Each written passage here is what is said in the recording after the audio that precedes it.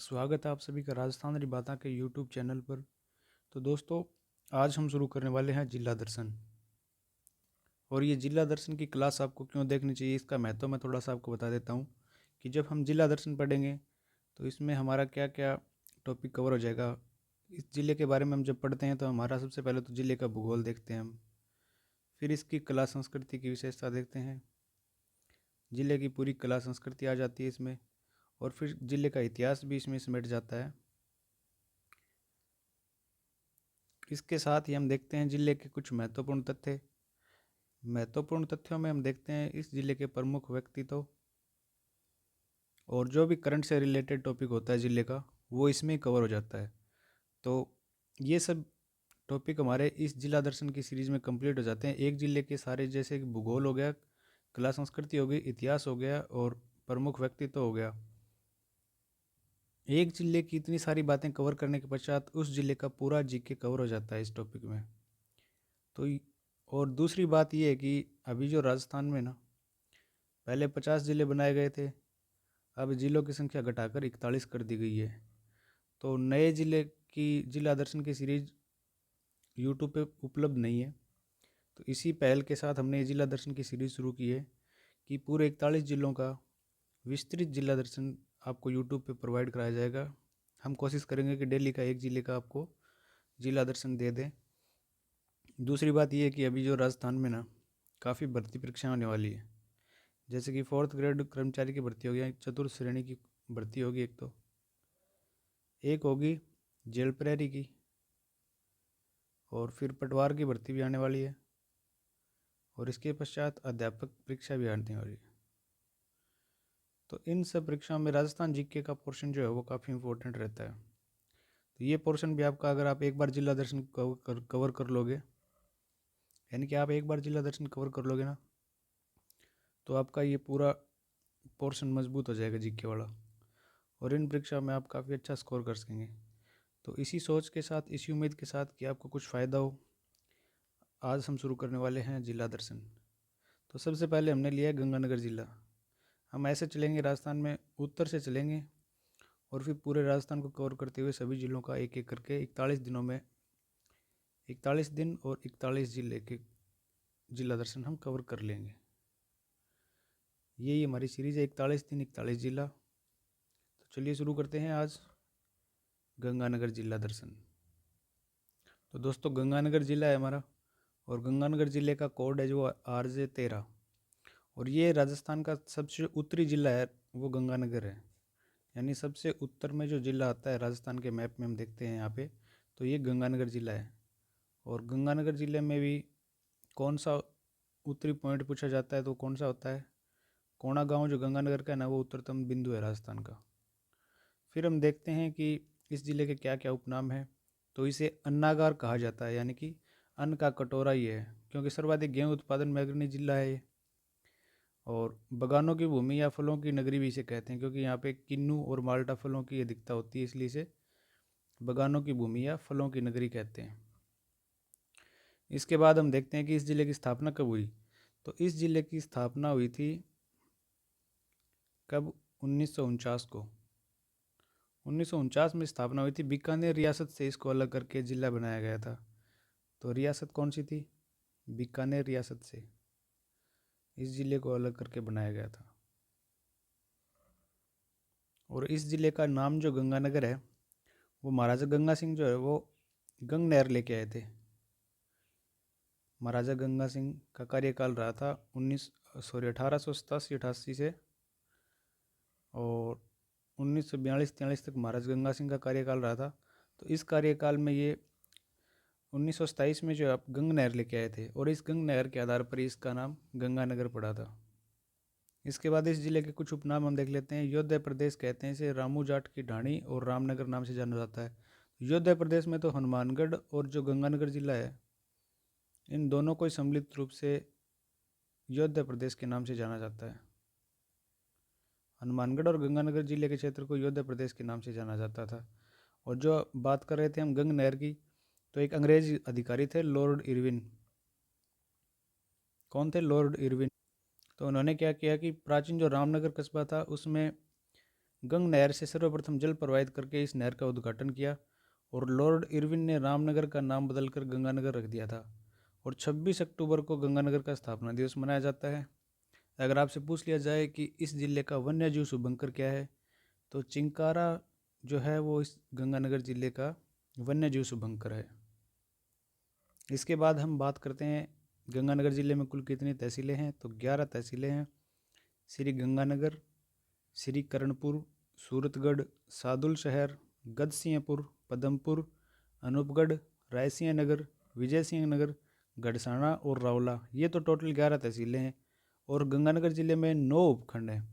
तो 9 उपखंडों में गंगानगर हो गया, सूरतगढ़ हो गया, पदमपुर, श्री करणपुर, सादुल शहर, अनूपगढ़, रायसिंह नगर, विजय सिंह नगर और गड़साना, ये 9 उपखंड हो गए।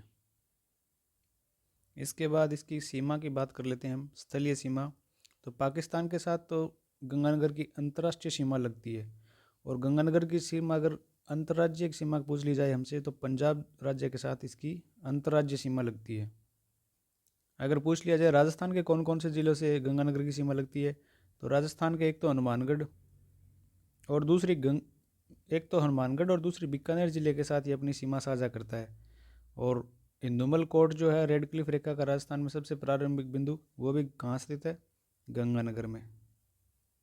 तो गंगानगर में इंदुमल कोट, रेड क्लिफ रेखा का जो स्टार्टिंग पॉइंट है, जो पाकिस्तान के साथ लगने वाली सीमा है राजस्थान की, इसका स्टार्टिंग पॉइंट जो है इंदुमल कोट, वो गंगानगर में स्थित है।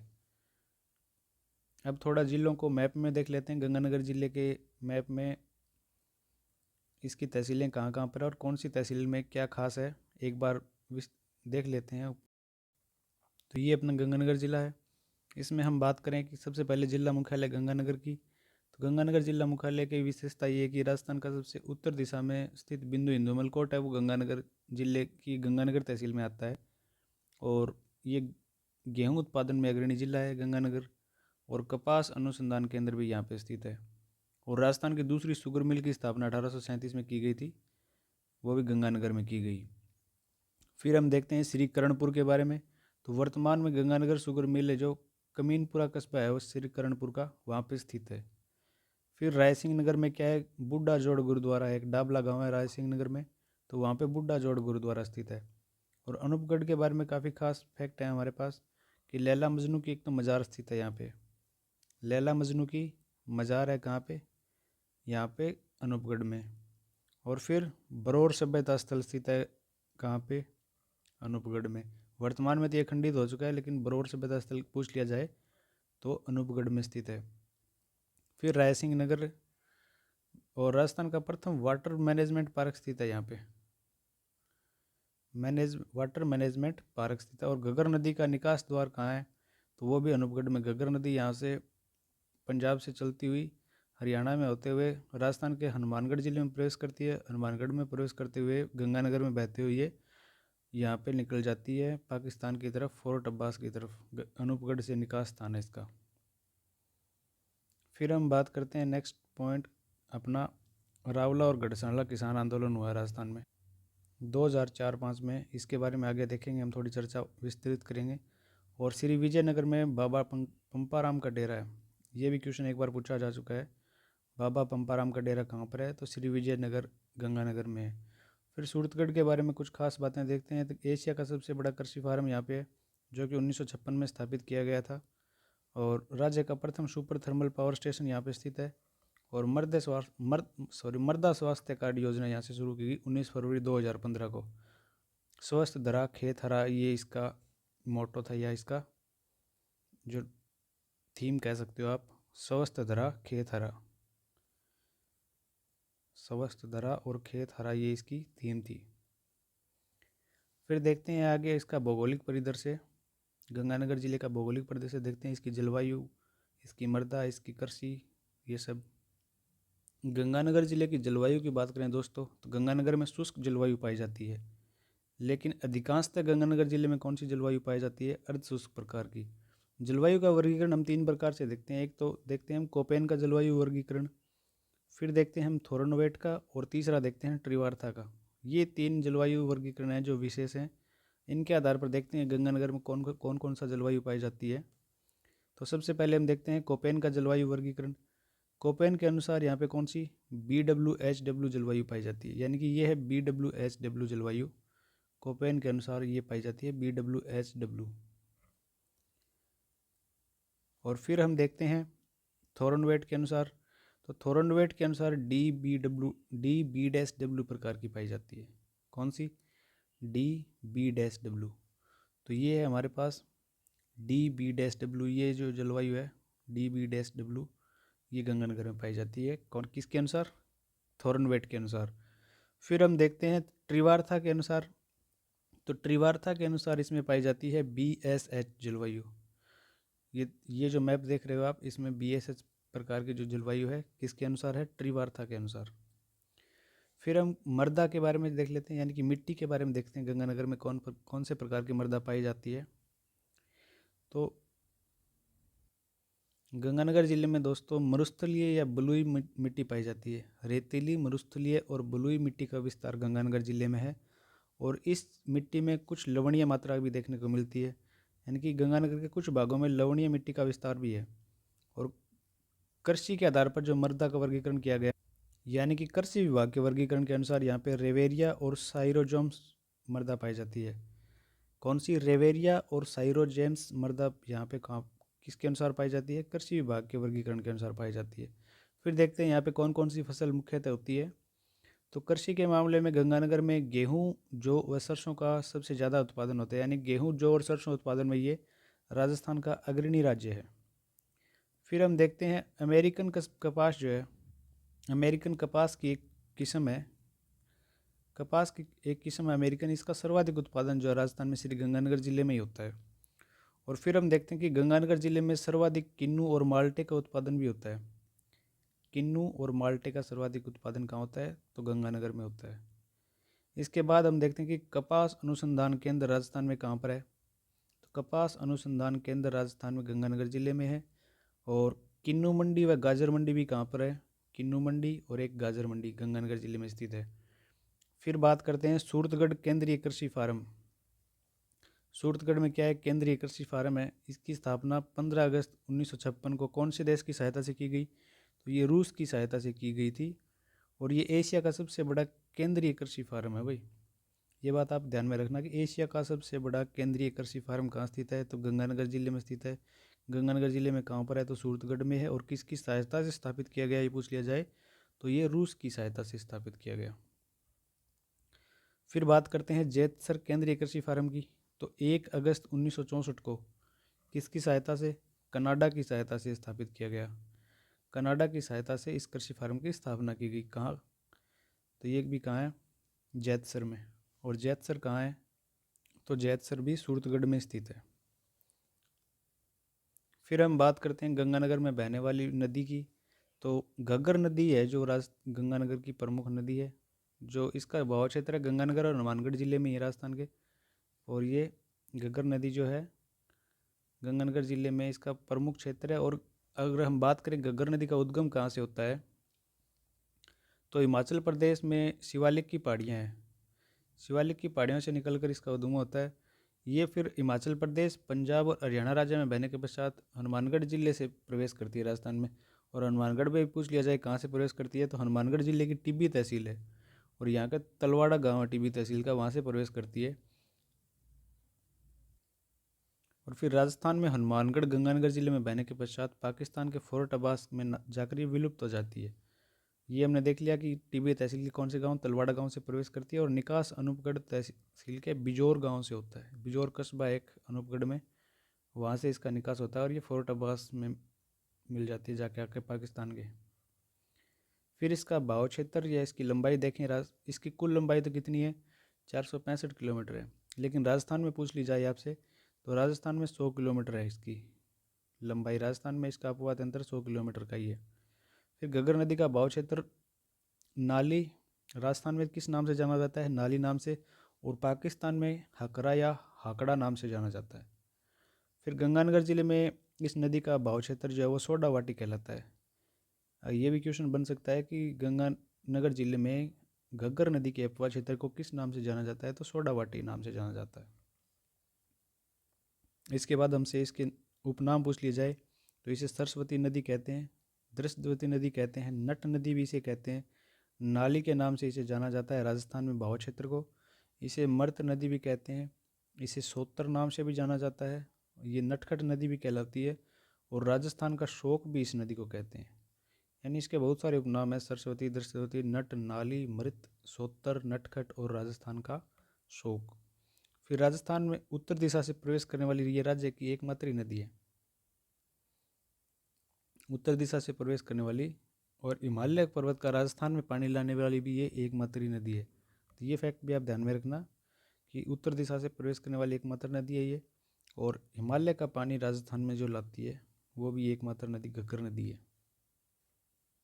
और ये घग्गर नदी जो है वो राजस्थान की एकमात्र अंतर्राष्ट्रीय नदी है।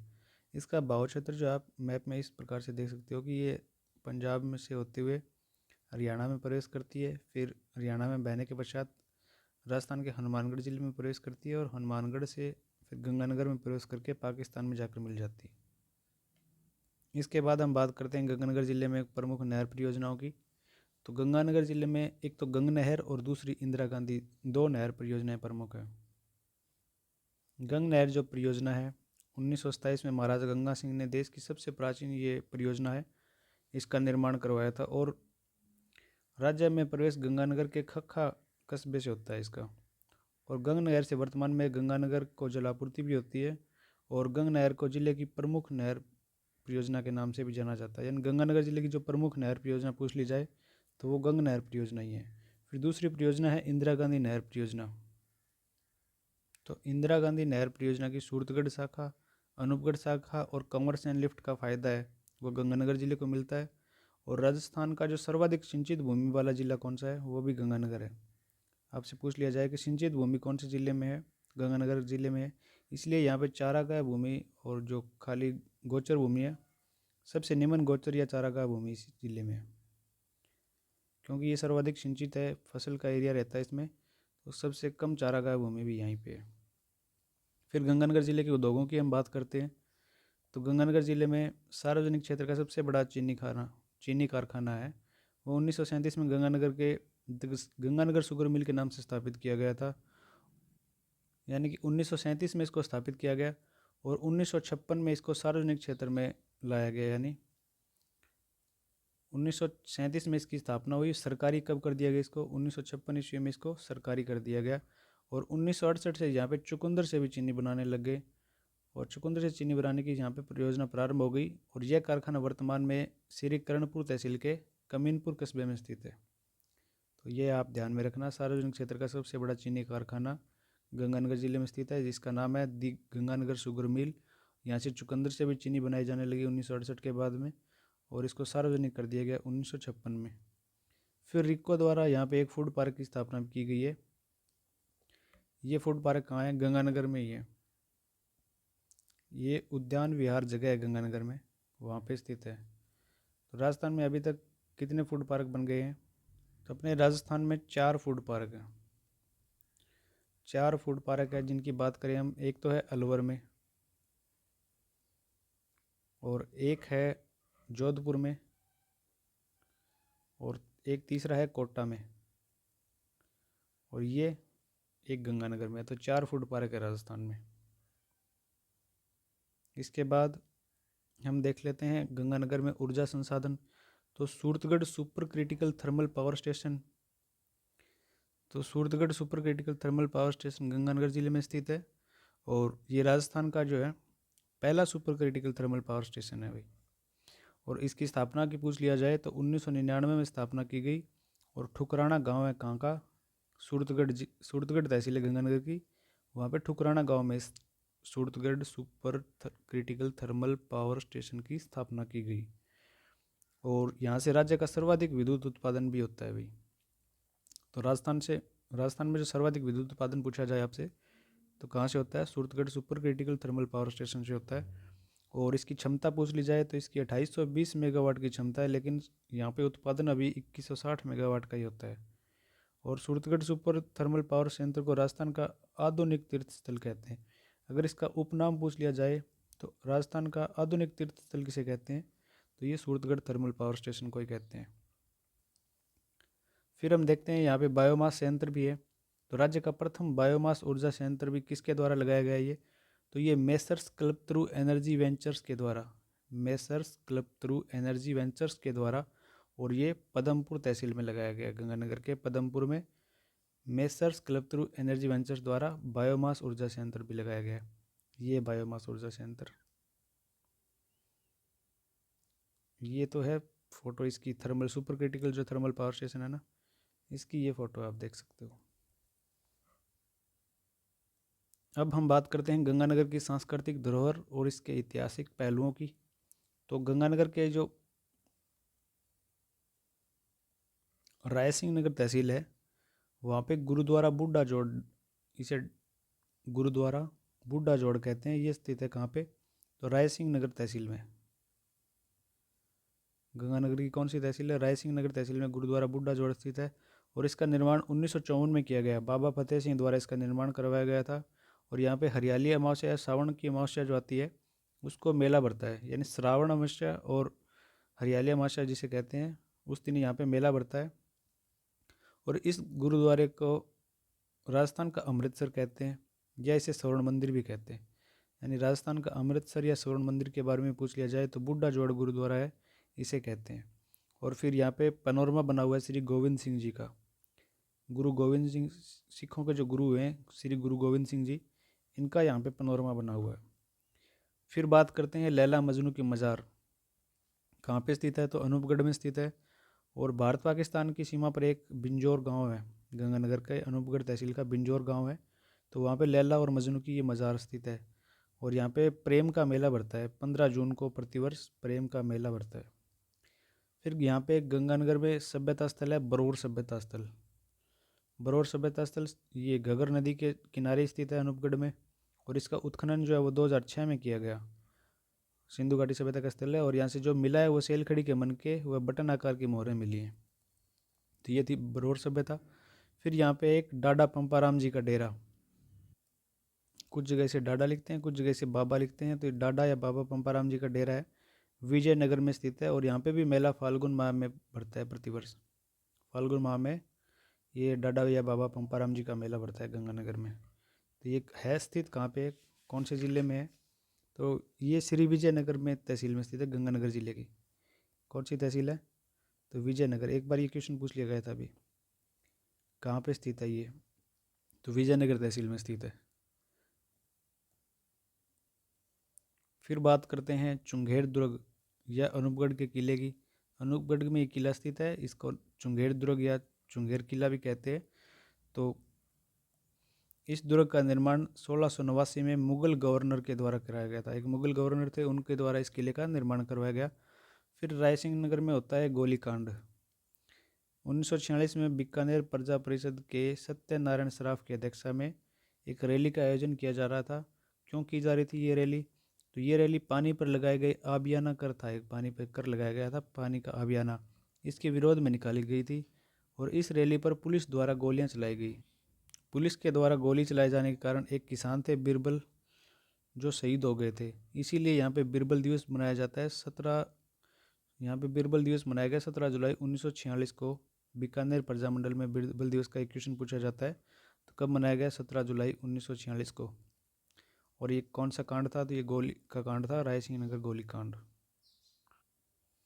फिर पूछा जाए आपसे रावला गढ़साना किसान आंदोलन कब हुआ? तो ये 27 अक्टूबर 2004 को रावला गढ़साना किसान आंदोलन हुआ। ये भी पानी की मांग को लेकर ही था, किसानों का आंदोलन था। और इसमें चंदूराम सारण नाम का एक किसान था। इसमें कौन शहीद हो गए? तो चंदूराम सारण रावला गढ़साना किसान आंदोलन में शहीद हो गए। और इस आंदोलन की जांच हेतु केजरीवाल आयोग व गोयल आयोग का गठन किया गया। तो जांच के लिए कौन से आयोग? केजरीवाल और गोयल आयोग का गठन किया गया। फिर है बदवाला ग्राम पंचायत। रायसिंह नगर की बदवाला ग्राम पंचायत है, जिसे राजस्थान की प्रथम चिरंजीवी ग्राम पंचायत घोषित किया गया। तो पूछ लिया जाए आपसे राजस्थान की प्रथम चिरंजीवी पंचायत ग्राम पंचायत कौन सी है? तो ये भदवा वाला, भदवा, बाधवा वाला, भदवा वाला या बाधवा वाला राजस्थान की प्रथम चिरंजीवी ग्राम पंचायत है। फिर इसके कुछ फैक्ट जो बच गए हैं वो देख लेते हैं हम। राजस्थान का न्यूनतम गोचर या चारागाह भूमि वाला जिला कौन सा है? गंगानगर, क्योंकि ये सर्वाधिक सिंचित क्षेत्र है राजस्थान का, तो यहाँ पे चारागाह भूमि या गोचर भूमि सबसे कम है। फिर केंद्रीय पशु प्रजनन केंद्र स्थित है कहाँ पर? सूरतगढ़ जिले में प्रजनन केंद्र स्थित है, केंद्रीय पशु प्रजनन केंद्र। फिर हम बात करें राजस्थान में नवीनतम पेट्रोलियम के भंडारों की, तो बींज बायला से नवीनतम पेट्रोलियम के भंडार प्राप्त हुए हैं।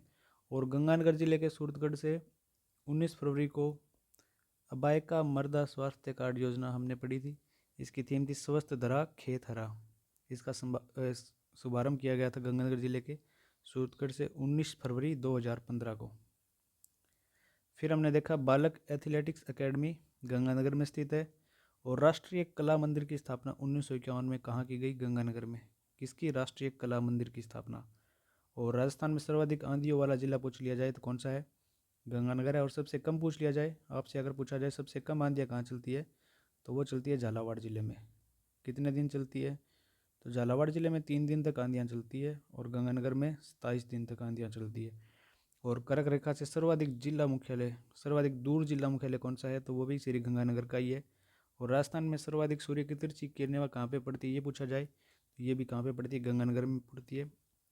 फिर एक गंगानगर में एक विद्यालय है, अंध विद्यालय, यानी श्री गंगानगर जगदम्बा अंध विद्यालय है। अंधे बच्चों के लिए विद्यालय है जगदम्बा अंध विद्यालय। इसकी स्थापना 1980 में की गई थी। और ये हमने पढ़ लिया। बींज बायला में पेट्रोलियम के नवीनतम भंडार प्राप्त हुए हैं। फिर गंगानगर का एक थाना क्षेत्र है हिंदुमल कोट थाना। केंद्रीय गृह मंत्रालय द्वारा थानों की जो रैंकिंग होती है उसमें राज्य का एकमात्र थाना है ये। राजस्थान से आने वाला एकमात्र थाना है और इसका 10वां स्थान रहा है। फिर मिर्जेवाला की बात, तो मिर्जेवाला में क्या है कि यहाँ पे महिलाओं द्वारा संचालित एक सरकारी सैनिटरी नैपकिन की एक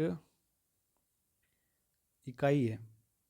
सैनिटरी नैपकिन जो महिलाओं के लिए पैड यूज में लेती हैं उसकी एक इकाई है। और इसकी स्थापना किसके द्वारा की गई? राजविका के द्वारा। राजविका की फुल फॉर्म आपसे पूछी जाए तो राजस्थान ग्रामीण आजीविका विकास परिषद, इसके द्वारा कब स्थापित की गई है? राजविका की स्थापना 2010 में की गई दोस्तों। और इसकी ब्रांड एम्बेसडर आपसे पूछा जाए तो ब्रांड एम्बेसडर है रूमा देवी। राजविका की ब्रांड एम्बेसडर कौन है? तो रूमा देवी। फिर बात करते हैं जगजीत सिंह जी की, तो राजस्थान से ही हैं जगजीत सिंह जी, प्रसिद्ध गज़ल गायक। इनको कौन नहीं जानता? तो इनका संबंध भी किस जिले से है? गंगानगर जिले से। लेकिन खास बात यह है कि 2003 में इनको पद्मश्री अवार्ड दिया गया और 2012 में इनको राजस्थान रत्न से सम्मानित किया जा चुका है। जगजीत सिंह का संबंध गंगानगर जिले से है। फिर है कैप्टन अवतार सिंह चीमा। इनको भी क्यों जानना चाहिए? क्योंकि इन्होंने माउंट एवरेस्ट को फतेह किया था 1965 में और ये प्रथम भारतीय थे। 1965 में माउंट एवरेस्ट को फतेह करने वाले कैप्टन अवतार सिंह चीमा का संबंध भी कहाँ से है? गंगानगर जिले से। तो ये थे कुछ फैक्ट गंगानगर जिले से। एक दो बातें हो रहा है वो हम देख लेते हैं अभी जल्दी से। अगर आपसे पशुधन के बारे में हम चर्चा करना छोड़ा है बीच में, तो यहाँ पे गाय की नस्लों के पूछा जाए, गाय की कौन सी नस्ल पाई जाती है? तो गाय की एक तो नस्ल पाई जाती है राठी, गाय की राठी नस्ल पाई जाती है यहाँ पे। भेड़ की कौन सी नस्ल पाई जाती है? तो भेड़ की नाली नस्ल पाई जाती है। और नाली घग्गर नदी के बहाव क्षेत्र को भी क्या कहते हैं? नाली कहते हैं ना। और बकरी की नस्ल पूछी जाए आपसे तो बकरी की लोही नस्ल पाई जाती है यहाँ पे। इसके बाद सूरतगढ़ में एक हवाई अड्डा भी है। सूरतगढ़ में क्या है? सूरतगढ़ हवाई अड्डा। फिर खेल क्षेत्र से एक खिलाड़ी आते हैं, उदय सारण। उदय सारण अंडर-19 क्रिकेट के खिलाड़ी हैं ये। तो इनका संबंध भी गंगानगर से है। और एक कोच हैं, पैरा एथलीट कोच हैं महावीर सेन। महावीर सेन का संबंध भी गंगानगर जिले से है। और इनको क्यों जाना जाता है कि 2023 में इनको द्रोणाचार्य अवार्ड प्रदान किया गया। 2023 में द्रोणाचार्य अवार्ड से इनको सम्मानित किया गया, इसलिए ये चर्चा में रहे महावीर सेन। और एक उदय सारण अंडर-19 क्रिकेट के खिलाड़ी रहे हैं। दोस्तों ये थी मुख्य बातें गंगानगर ज़िले की। हमने पूरा गंगानगर ज़िले का जिला दर्शन अच्छे से तरीके से कर लिया है। इसमें हमने गंगानगर के भूगोल, कला, संस्कृति और इतिहास और वह महत्वपूर्ण व्यक्तित्व सब कुछ देख लिया है। अब हम आगे बात करेंगे हनुमानगढ़ ज़िले की अगली क्लास में अपने। और साथ में आपसे एक सुझाव चाहिए कि अगर आपको इस ज़िले का रिवाइज़ करना है तो क्या आपके लिए MCQ बैच भी अलग से लेके आएँ क्या, यानी MCQ बैच के माध्यम से आपको पूरे ज़िले का साथ साथ में रिवाइज़ भी करवाते चलें। तो ऐसा आप सुझाव कमेंट बॉक्स में ज़रूर देना। और वीडियो देखने के लिए आपका धन्यवाद। सेशन अच्छा लगा हो तो इसको लाइक करना, चैनल को सब्सक्राइब कर लेना। तो मिलते हैं नेक्स्ट वीडियो में, तब तक के लिए आपका एक बार फिर से धन्यवाद। जय राजस्थान।